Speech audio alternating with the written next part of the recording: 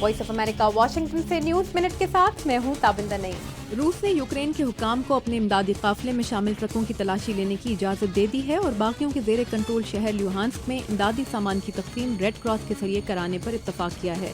Ukraine के हुकाम के मुताबिक उसके कस्टम इंस्पेक्टर्स इमदादी कार्गो की तलाशी के लिए पहुंच चुके हैं।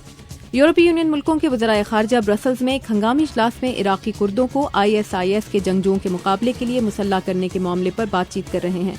इराकी वज़ीर आज़म नूरी अल मालिकी की तरफ से नायब स्पीकर हैदर अल इबादी की बतौर वज़ीर आज़म नामजदगी के हक में इस्तीफे के बाद इराक के अहम शिया आलिम आयतुल्लाह अली सिस्तानी ने इराक में इत्तेहाद कायम रखने पर जोर दिया था। अमरीकी रियासत मिजूरी की काउंटी सेंट लुइस की सिक्योरिटी रियासती पुलिस के हवाले किए जाने और स्याफाम पुलिस कैप्टन की तैनाती के बाद कशीदगी में कमी आई है। आलमी इदारे सेहत के तर्जुमान ने कहा है कि मगरबी अफ्रीका में इबोला के ट्रीटमेंट सेंटर्स गुंजाइश से ज्यादा तेजी से मरीजों से भर रहे हैं